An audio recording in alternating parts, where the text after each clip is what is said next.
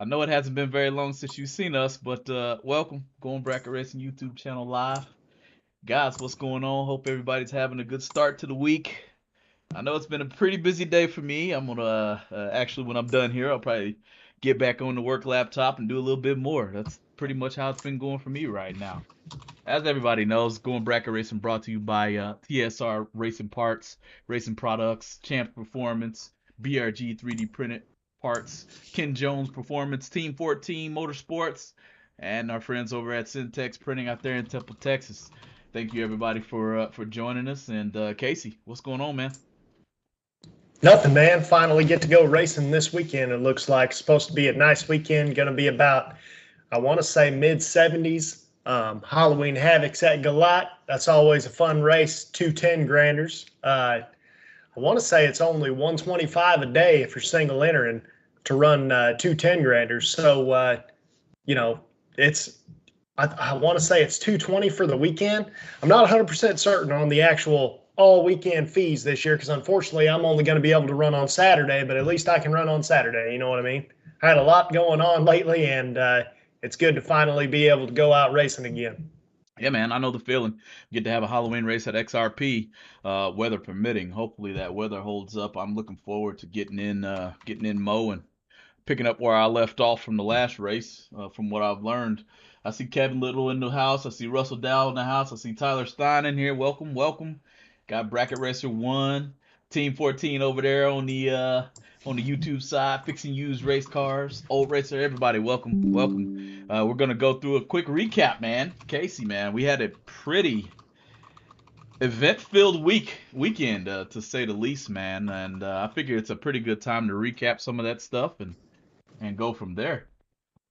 Definitely. If y'all didn't catch live from the 8th mile, me and George were live for 3 or 4 hours or something during the last, I want to say, 24 cars in the million. We got some insider information there from drag coverage. TJ Pruitt was in on the split talks and everything, and was filming all that. We brought that up, had Motor Mania up live.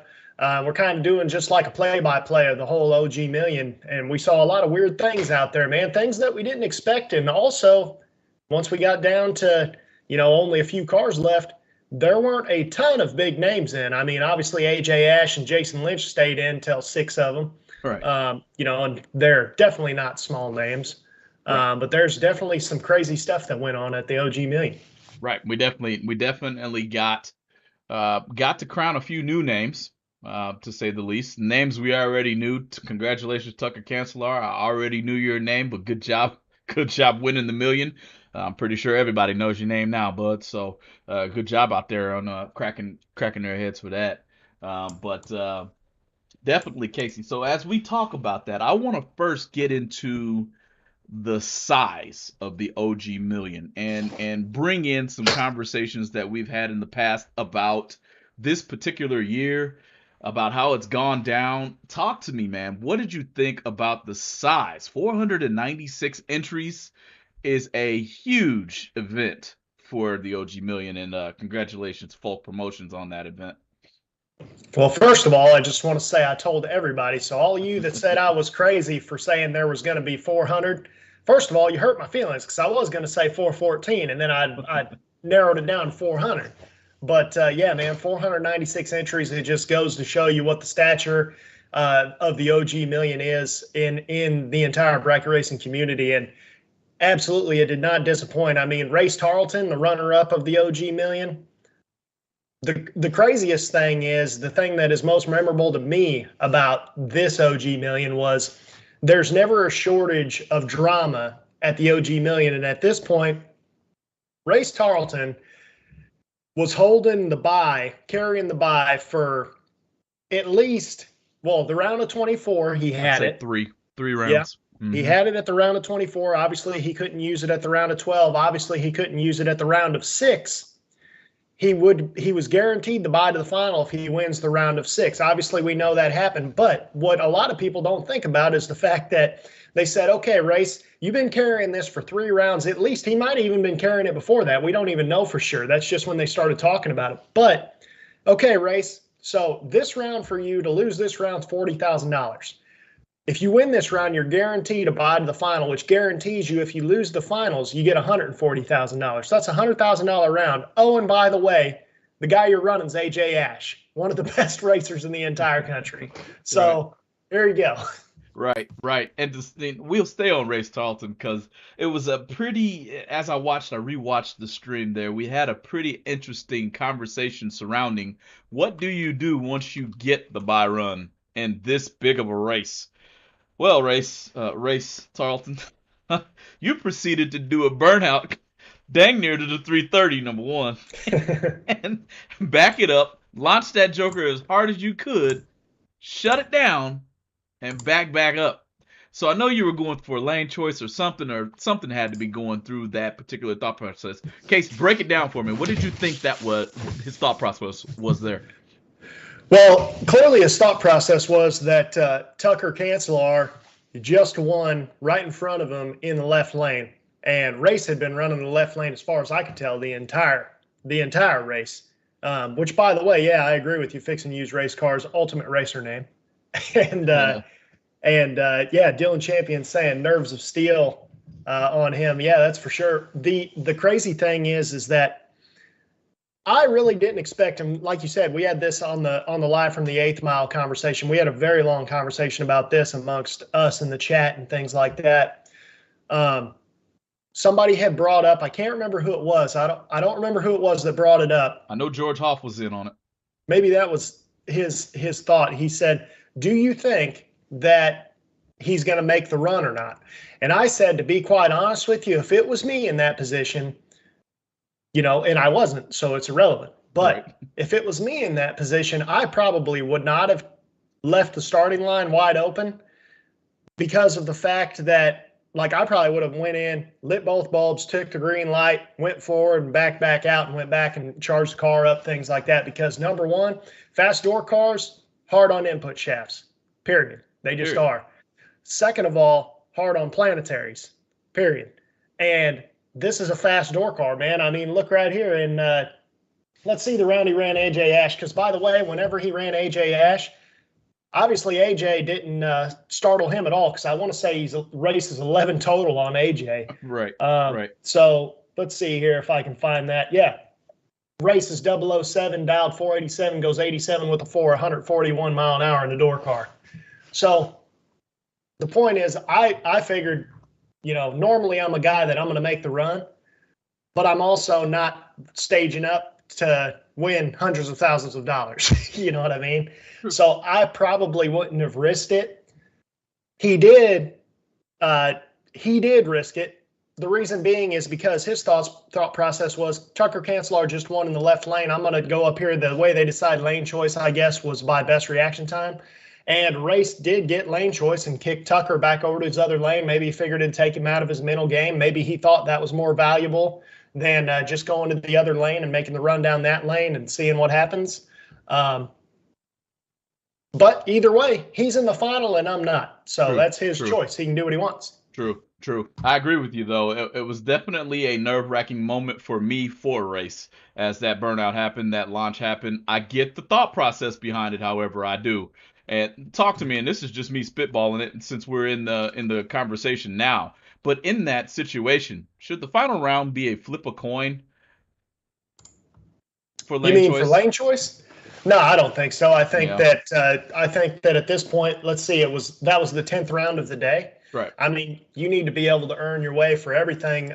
Usually it's either best package or best reaction time. I mean, either way, you were the best in one way or another. I honestly agree with best reaction time better than best package as far as lane choice goes. Because, for example, if I'm running you and I let go and I'm perfect on the tree and you break, or you're like 100 on the tree or whatever, and I go down there and lift and I'm 2/10 above or something, then I won the round, but I gave up lane choice. Like, am I expected to go down there and try to have a perfect run now so I can get lane choice? Yep. So I do agree with the with the idea of just having best reaction time for lane choice. That makes perfect sense too. So I do like that. I just figured I'd throw the question out there to see if it gained any steam.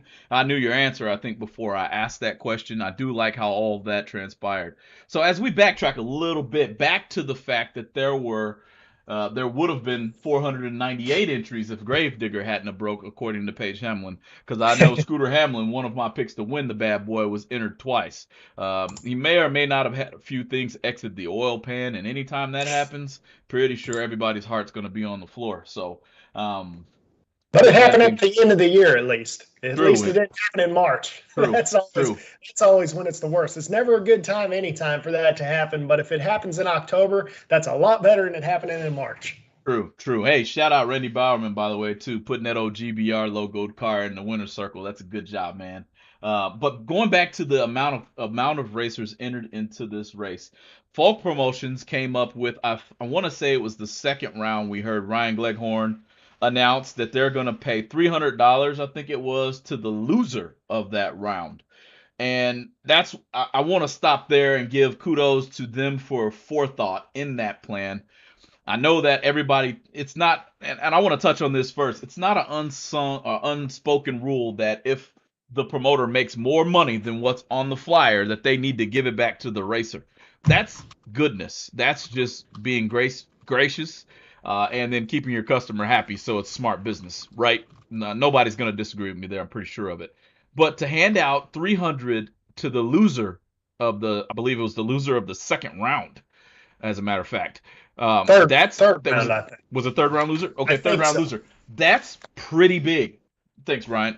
That's pretty big to me. Talk to me about that, Casey, and their thought process behind doing that. What I think's cool about that, about giving it back to the third round losers, number one, a lot of those guys, like I think they decided that after the door cars had already run that round. So those guys are all down in the dumps. Oh, I just lost, third round of the OG right before the money and all this stuff. It turns out they're getting money now, and they're already done. They're probably half of them are loaded up by then. So Right. they still do get. I know $300 isn't anything whenever you're talking $2,000 entry fees, but it is something, and it definitely does take the sting out of it, because at least that'll pay for your diesel fuel to get back to wherever you're going for the Right. most part. Some of Maybe it, not shoot. nowadays, but it'll at least cover some of it. But the thing I liked about it is typically whenever that happens, when a promoter is going to give back to everybody else, they put it at the top. Well, that's only helping a small group of people, but to put it at the bottom is really helping the guys that a lot of people forget about a lot of times, which, will eventually go back to this, I'm sure, in this conversation of the round money conversation. But if you want people to keep showing up, then you need to disperse it to everyone. And when you have $640,000 on top already, do you really need to put, because think, yeah, it's only $300, but think about it across all those guys. That's probably like 30 grand, Right. So that Right. could have easily made it almost, that could have made it $675,000 or something up top. And that would have been the highlight of the year. And that would have been up in lights and all that stuff. That would have helped Folk Promotions really also. But they chose to give it to everybody else, which I think was an admirable choice. Yeah, I think it was an admirable choice as well, and I think it actually is going to help folk promotions out more than putting it up top, simply because of what you said. There's a lot of people that spend a lot of money to get there. That's number one, first and foremost. All those people are now there, exiting the round that the money starts. Well, let's change that. Let's actually sweeten the pot a little bit for those losers and losers of that round, should I say, and sweeten it a little bit for them. So I'm definitely going to take my hats off to them on how the event was run altogether. Seemingly, from my standpoints, a pretty smooth race from what I've seen. So, definitely, Casey, as we continue to move forward, I want to get into the another conversation that we had live on the Eighth Mile, round number 6. I believe is when it was. And I'm going to be honest, I want to say I counted 4 or maybe 4 give it back triple O's in that round, or a few cars being 45 hun above to lose the race by 006. Everybody Mm-hmm. knows what that is if you're around bracket racing, okay? Did it just tighten up? I mean, I think at that round it might have been 10 grand to lose, I think. I'm going off of memory here. I don't quite have that written down. If you missed the live from the Eighth Mile, we did have drag coverage. TJ was inside scoop. By the way, I'm going to caveat that comment. We need to have that type of footage at every major event. I don't care what it is. Everybody wants to be so secretive about the split. Man, that adds a lot of drama to the mix. Everybody's able to hear, oh man, if I lose this round, I get 10 grand. If I win this one, I get 25. People need to hear that, man. That's a big piece, a huge piece of bracket racing that I think we're missing the boat on. Talk to me, Casey.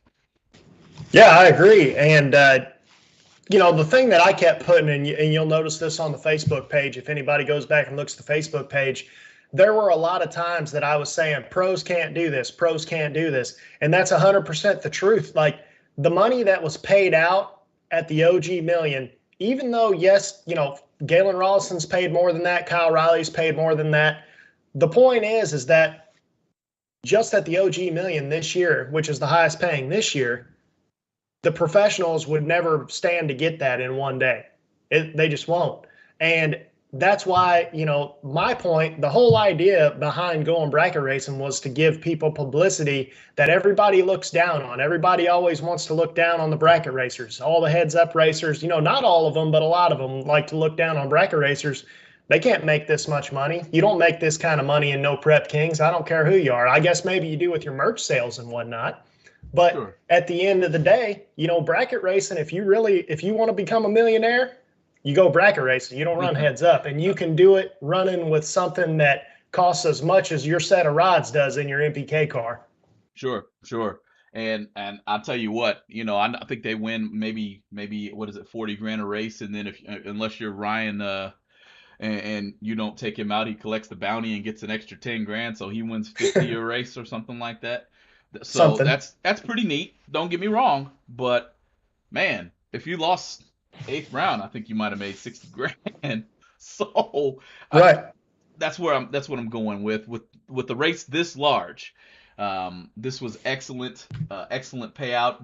That the purse cutting. I'm telling you, I'm gonna say it again. That needs to be televised or spoken of every single big money race. You're not hiding from the IRS. They already know you're about to get paid in the first place, and ain't nobody going to hand you $80,000 cash. So why aren't we saying what the split was or wasn't? As some people just don't like the split. So definitely another thing I wanted to address was that particular moment in the race. We'll be right back to you guys. Just hang in there. We're going to get a couple sponsored words from our sponsors. Don't go anywhere. Hit that share button. Hit that like button. Thanks for joining us. TSR Racing Products has everything you need to make your Power Glide Turbo 350, Turbo 400, and 727 transmissions the best they can be on the street or at the track. With exceptional products, customer service, and over 30 years of experience, TSR Racing Products is always available to help their customers with any of their transmission needs. In-house machining ensures you only receive the best products from TSR Racing. Visit TSR Racing Products at tsr-racing.com or give them a call at 800-394-5889.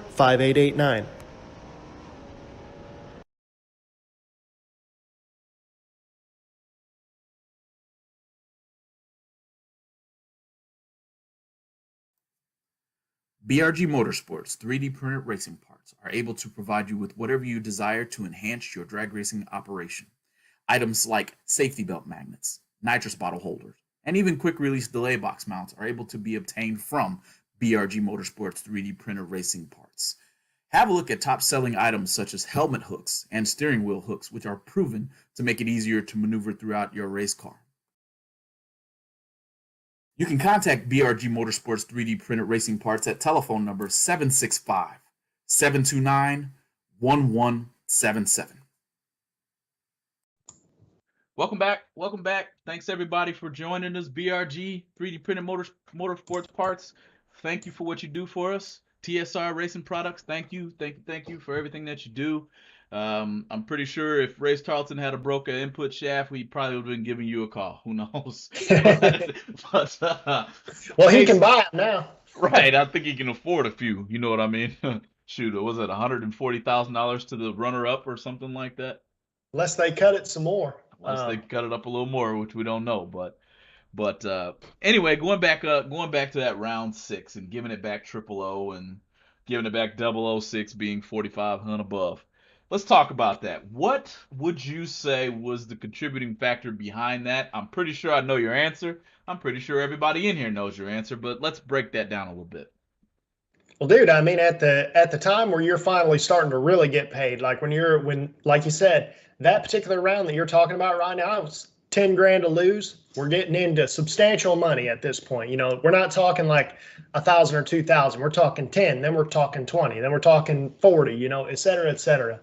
And I think that basically what everybody's doing is they're looking around and they're like, all these guys are on it right now. I have to tighten it up because this is what it takes to win this race. I mean, Sean Carpenter at that round's in twice, Right. And you still got Will Holloman in, you got Kenny Underwood in, you got AJ Ash in, you got Jason Lynch in, Chris Whitfield's still in, Christopher Dodd's still in. You got a lot of, and by the way, none of those guys won the race. Dave Triplett was still in sixth round, it looks like. Right. Aaron Vale. Yeah, that's who raced. Dysinger. I think they raced each other in sixth round. Vale and Triplett. Yeah. I think. Yep. And then Aaron Dysinger, who's like, dude, I swear that car probably since June, it has to have 150 runs on it. He's deep at every single week. Every single week for the last like 3 months since the SFG race in Michigan, which I think he runnered up at, he has been seemingly in the split ever since then. And that Malibu has to be one of the best back half door cars I have ever seen in my life. As far as hit, whatever is on the dial-in board, it will run that number. It's either the Malibu or the driver, because I was going to say the same thing. It's seemingly of those 100 round, 150 passes he didn't put on the car, however many you said, 80% of them was dialed 621, and he probably went 621. So that car is definitely pretty solid, but can't say enough about the driver as well.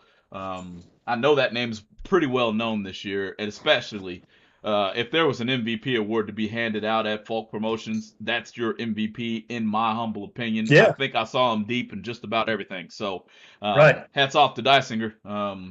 Hopefully, if we're ever at the same track, you can pull into the back of the lanes while I'm in the front, if you know what I mean. So that's what it seems like it needs to take. Because what he needs to do is don't make the mistake that every single other person does whenever they start winning and decide they need a different car or a different setup. He needs to put that car exactly back together, freshen it up exactly like he did this year, and just keep racing it, in my opinion, because that car, everything that it likes, every single thing that it has right now, including the driver. That's right. So, but yeah, I think the tightening of the race, just like you said, it's the money is starting to show itself. People just stood in and watched Mitchell McKinney give the breakdown of how much money is about to be split down the line. People just agreed to it. The nerves must be extremely high at that point. And tighten it up to make it as close as possible was definitely there. A 420, I think he was down 429, ended up going 434 or something like that. Give it back 006. I feel for you. I can't remember who you were racing. I think it was Race Tarleton, but I just can't remember. And got down there, and we talked about this, Casey, being whack happy. That one more whack at the end of the track always seems to get us in trouble. And that's what I think I saw about 3 or 4 times within round 6. That's definitely when the racing began to tighten up a whole lot more.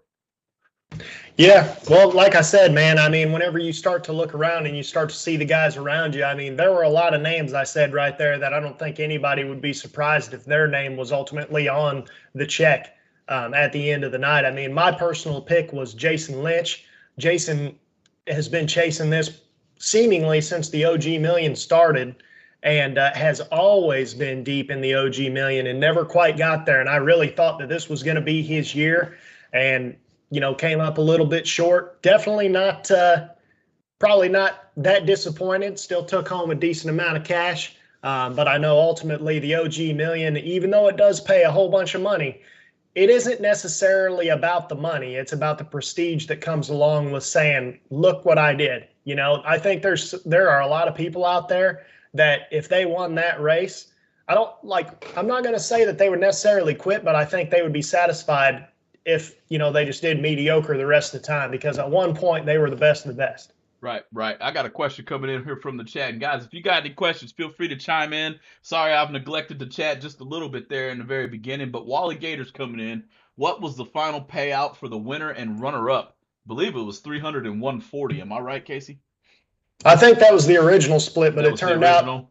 yeah, once they got to 12 cars, somebody must have wanted to hold out a little bit more on top, and Yep. they must have cut it a little bit more at 12 cars because it ended up being 215 to the winner and 140 for the runner up. Wow. Um, yeah, and Wow. by the way, speaking of all that, at some point, because of the trash talking I was doing on the heads up racers a little earlier, somebody's going to say, oh, why do they call it the OG million, this, that, and the other if they're only going to pay that? Sorry, they paid 215,000 the winner. If that makes you feel better, because a lot of these heads up races, they're going to be able to pay, like you said, Ryan Martin can get 50 grand at NPK, but I'm pretty sure the runner up gets zero. Well, our runner up got 140 grand. So if you want to That's call it right. that, that's fine. But I think the guy that got down to the semis still got 50 grand. And it goes a long way to say this too. I mean, I know that I can count on, I think, 3 fingers how many people wouldn't split right now, and I'm not gonna name drop, okay? But who wouldn't split 640,000? Right. Who wouldn't? So Exactly. I don't think that there's much to take away from. Yes, it's called the million. Yes, it's a progressive scale million. You have to have 626 entries, but you guys saw those pits. You guys saw, and not just us as bracket racers. I told you during the live stream, I saw Drag Illustrated posted a picture, an aerial view of what it looked like out there at Capital City, and there was just a lot of people out there. Daniel Morton, I want my piece of the pie too. Pecan, pumpkin, I don't care what it is. Let me have some of it. Even if it's just paper, I'll eat that too. You know what I mean? So, speaking of man, that, Travis Morton got him an Iron Man over the weekend too. So congratulations to Travis, because I'm pretty sure Daniel got one earlier in the year also. So now they're even again. that's pretty good stuff. It's pretty good stuff. So, yeah, definitely. Now, you alluded to one thing, and I kind of wanted to touch on it a little bit about the splits and then moving into the final round, because this isn't just for the OG million, in my opinion. This is probably across the board, and I had a few messages come throughout the week and ask this question. So I'm gonna put it out there, and I'll take everybody's input here. Does splitting the race change the integrity of the final? Integrity is probably the wrong word, but seemingly after a split, the final round generally isn't 15 pack, 20 pack. It's generally something a lot higher, which is interesting to me. I've only seen that happen a few times, but obviously somebody's seen it happen a few more considering the amount of messages I got about that. What do you think, Casey? So you mean just as in the idea that people lay down more in the final because they're not as amped up? I'm wondering that, and I think that it's just something to touch on because I have my opinion of that. But what do you think? Well, let me put it to you this way. Yes, would I be happy if I lost in the final and made $140,000? Yes, I would be. Absolutely, I would be. I could pay the majority of my house off doing that. But there's 215,000 to the winner, which I want to say, what's that, $85,000, $75,000, something like that. So, yes, I still am going to try to win the final if that's the question. Right. Right. So that's a good answer, and that's kind of what my thought is too. And then on top of that, we are talking about the OG Million, where you've already mentioned the prestige of the race. It's the most prestigious race of the year, so I'm pretty sure there isn't going to be any lay down runs. Maybe just quite a bit of nerves can be what's contributing to a little subpar reaction time and subpar finish line. So that's where I stand with it. I don't know, Casey, man. There's so much to unpack from the OG Million, so much, and I've seen a few comments in the chat.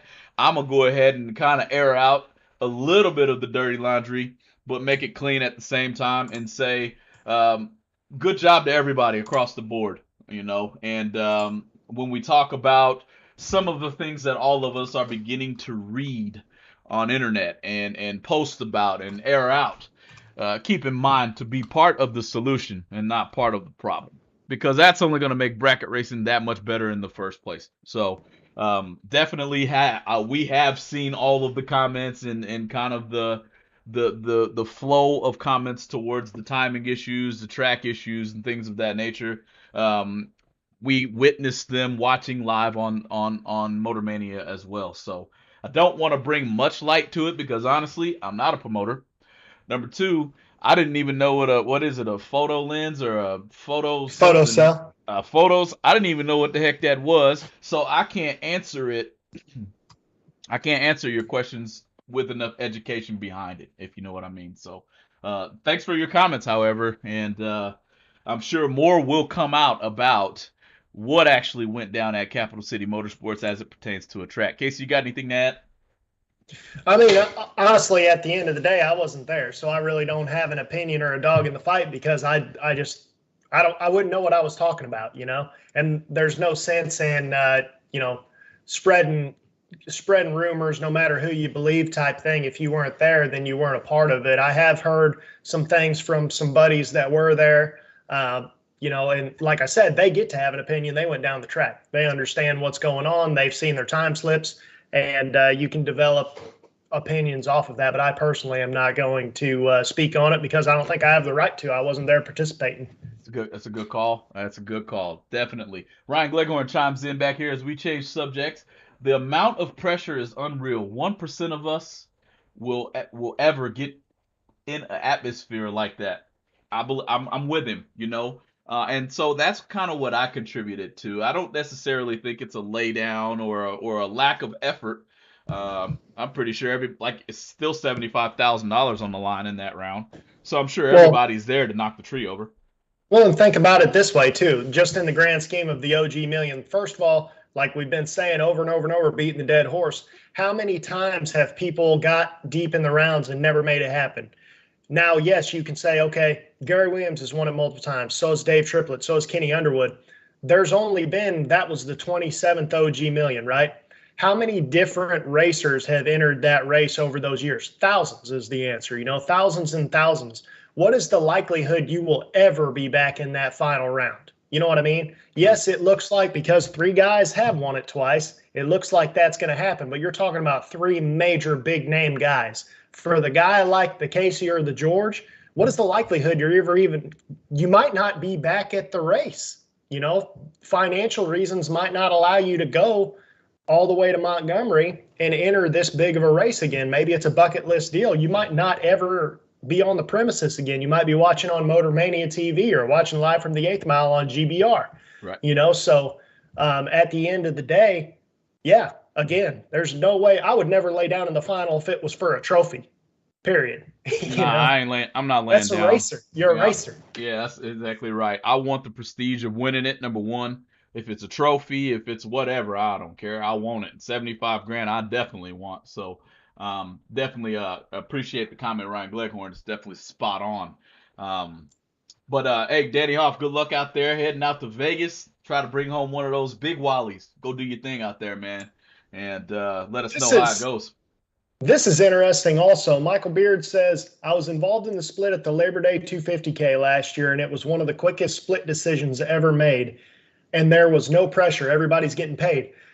That was a foot brake race, I believe, though. And it is very interesting to see the difference in foot breakers are more like they're exactly like Michael Beard just said. Everybody's getting paid. Let's make it where everybody gets paid well.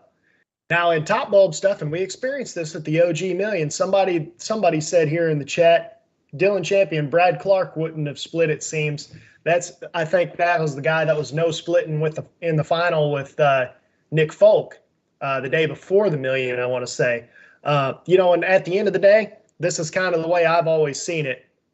I prefer to split. However, I'm not going to be the one to say somebody you know, doesn't have the right to tell you can't split, because we all knew what we signed up for. And at the end of the day, all you had to do, and that guy did it, all he had to do was get down to the split decision, and he can say no. So that's another thing, going back to the whole deal where people are going to say, oh, it was split, oh, it was this, oh, it was that. Well, if you were still in at 24 cars, you could have said no split too, and nobody could have done anything about it. True statement. True statement. You could have ran all the way to the bank with 640 grand if you had been there, and if you won, you would have been crazy. Yeah, that's all I got. I don't know anybody who ain't gonna split $640,000. That's just me. You either got to be made of money or something of that. You got to be made of money not to split that race. So, definitely very interesting. So, now, Casey, what else we got going on over here as far as for the OG Million goes? Because what do we have to look forward to? I guess this is my next question for you. Going into next year, how does the OG million look to you for next year? I mean, we don't know what the economy is going to look like next year. I don't foresee it being that great because I honestly didn't see it being as good as it was this year. I think that a lot of it was to do they had a relatively big race right before this, so that helped. I also think it's at the end of the year, so there's a lot of people that are like, well, if this is my last race until February, so be it. I think there's also a lot of people that are like, well, we might not even be big money racing next year, so this might be my last chance. So, that was the reason I initially said that I picked the highest out of everybody that I know that does shows like this of the car count, because that's how I personally would feel about it if I was going, or if I had the intention to go, then this would be the year I'm going because, not that I don't have the intention to go. I would love to go. It's one of my bucket list items, but I didn't have the financial ability to do it this year. Anyway, my point is that I think there's a lot of people that think this might be the last mega money race for a while. I don't want to say big money because big money in my mind is 10 grand and up still, because that makes a difference for me. But mega money, in my opinion, is like above 50. And I really don't think there's going to be a whole lot of stuff paying above 100 next year. Regardless, it's like you said on a couple shows back, well, there's stuff scheduled. That's fine and dandy. Stuff can also be canceled, True. I personally, I see the OG million continuing in this area, in this direction. We talked about this live from the 8th Mile. It's seemingly, and I think it was Troy Abercrombie who brought this to our attention, Casey, that the self-employed, sector of America, or whatever you want to call it, they're not experiencing any difficulties, and there are several groups of people not experiencing any difficulties. So this whole quote-unquote recession seems to be only affecting certain areas of people. Yeah. So I'm actually gonna hold my breath before I make a comment. Maybe we don't go political here, but maybe after November we'll have a little bit better of a thought process. But I feel like that the OG million is going to continue in this trajectory. If we see 550 next year, I will not be shocked. I'm gonna be honest. And I didn't mean it in the way as the OG million's going away. The OG million will be the last man standing, as it always has been. It's made it through several recessions already, several really, really, really bad times. You remember whenever we were in college, about high school to college time, things were really, really bad. Right. Like they don't make right now look like anything. Right. So, and it made it through that. Now, going off of what you were saying that Troy was saying, as far as the self-employed, that kind of makes me change my mind about what I said earlier and eat my words a little bit about the mega money stuff, because guess what? All the guys at that OG million, most of them were there for 2 weeks. That screams self-employed. It screams it. Yes, it does. So maybe they won't have a problem. You guys might be right. Yes, it does. And I hope that you are. It either screams it or everybody is planning using Michael Beer's master schedule. What race are we going to go to? This just so happened to be one of those races, and I foresee this happening a lot more too, where local tracks are starting to get a sniff of, SFG's coming in the area. Folks are bringing the OG our way, or let's throw a race the weekend before it. I know it's happening already, like to some extent, but to throw 3 20Ks the week before this, that's a heck of a warm-up to lead into a race like this. I think that's going to happen a little bit more next year, and I think we'll see fewer big money races next year, but when you go, you'll have 2 weekends instead of 1. Talk to me. What do you think? Well, it's like we were saying, on several episodes before, and we honestly kind of projected it being this year was the end of the year anyway, was going to be where it's going to start happening. But, the way fuel prices are going, maybe racing doesn't necessarily take a hit, kind of like what Brett Kepner said on our show a few shows back. Maybe racing doesn't necessarily take a hit, but maybe it turns more to the side of maybe there's actually more big money racing, because maybe rather than racing every single weekend, maybe things turn more towards saying, okay, well, 1 week this month I'm just going to take the week off and I'm going to go race Tuesday through Sunday, and then I'm not going to race until next month, you know? Right. And you still race the same amount, you know, especially if you're doubling, you could potentially race more and only actually go to the track 5 times. Well, if you think about it, how much does your racing budget change if you don't have to tow back and forth 100 miles one way at $5 the gallon diesel fuel at 10 miles the gallon, you know?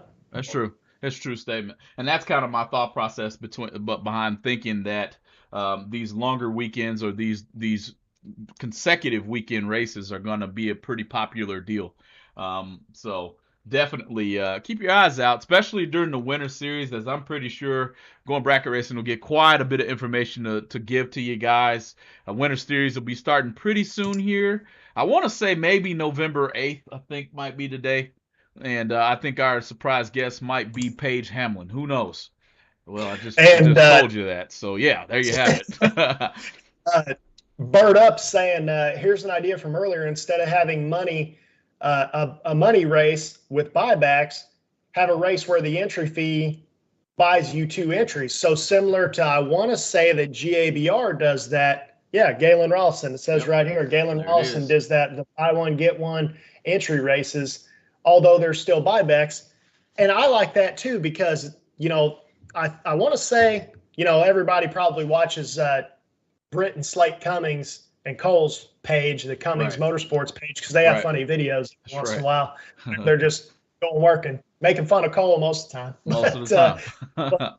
They have a lot of making fun of Cole not working is what I normally do. Yeah.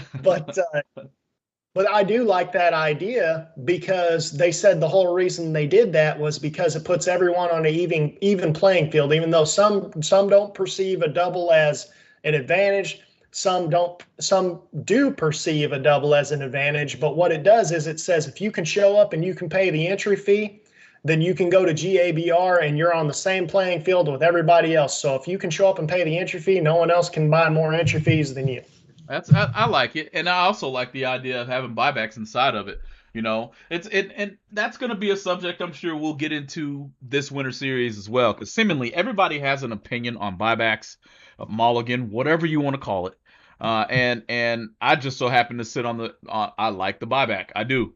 Not that I want to go to the window and make the walk of shame and get one of Paige's buyback cookies, even though they were really good. I prefer not to have to buy back, but we'll do so if it's there. So I expect that to be a conversation over this winter as well.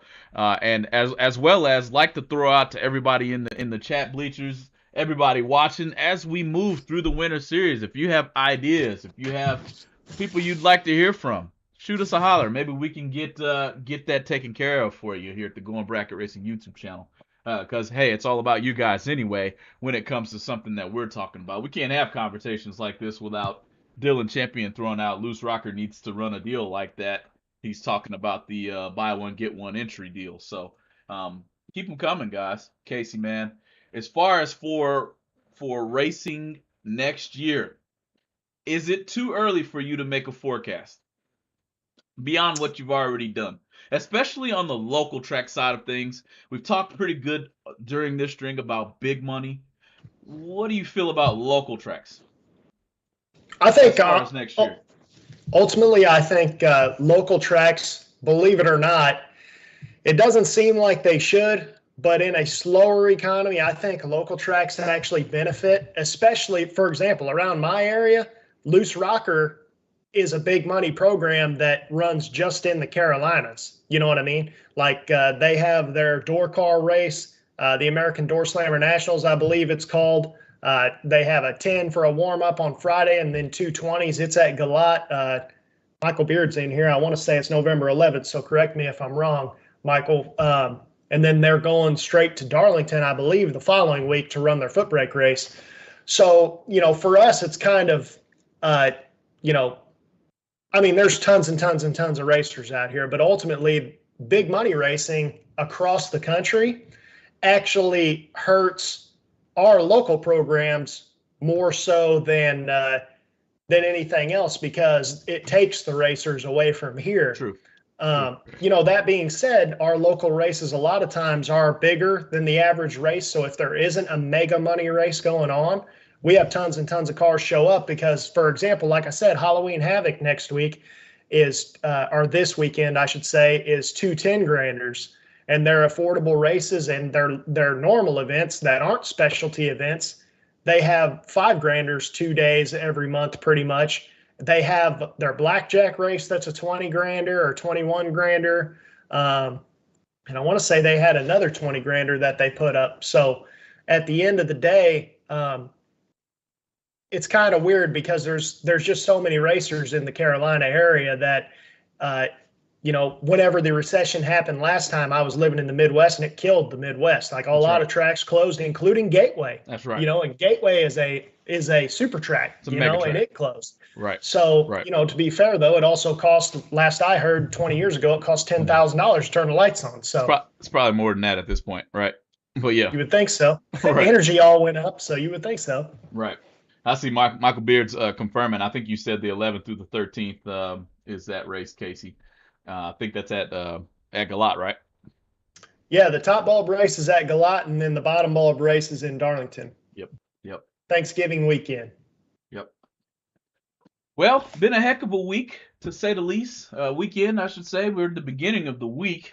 I'm hoping it'll be a heck of a week, and maybe I'll take old Mo down to XRP and turn on some wind lights, and that'll make it even better. But can't say enough about what I saw from the OG Million. Thank you to Motormania TV and all your sponsors for keeping it free to the user, giving us something to watch and actually enjoy watching.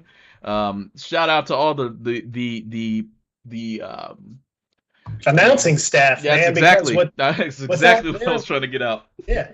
At the end of the day, without the announcing staff that's on these Motormania live feeds, without them, you're just watching cars go down the track, and it's not that exciting. But whenever you get guys like Ryan and Jed and JJ, and there's another too. I can't remember the other guy. I know there's another guy. Sorry, I'm forgetting your name off the top of my head. I'm trying to just ramble these out and give everybody credit where credit's due. But everybody did a great job announcing this weekend, and they're the ones that really make watching the racing exciting. If I'm honest. Yeah, I'm gonna be honest. I've seen a few comments in the Motormania chat. Motormaniacs were saying about Big Jed. They said they think Big Jed can make watching paint dry entertaining. And that's he probably could. It's probably a true statement. And if he doesn't make it entertaining, he's just gonna sing happy birthday to somebody, and that'll entertain it, So that's definitely a spot on job from the crew, from everyone who was announcing that race. Definitely. Casey, what do you got before we get out of here? Oh, by the way, Ryan Gleghorn chimes in. It was Steve Riggins. That's what I was just getting ready to say. Hey, man, our bad for forgetting your name, but good job out there, for sure. Yeah, man. No, as you could tell, we've talked about absolutely everything there is to talk about at the OG Million for the most part. If you can find any more topics on the OG Million, I would be very surprised. But I think we have it all covered. We had the pre-race show, we had the during the race show, and now we've had the recap show. I think we beat that dead horse. We'll see him in 2023. So other than that, we just got to thank Team 14, Syntex Printing, Driven Racing Oil, Champs Performance Parts, TSR Racing Products, BRG 3D Printed Parts, Ken Jones Performance. And other than that, we'll see you next Tuesday. I stole it from you. Good job. See you guys.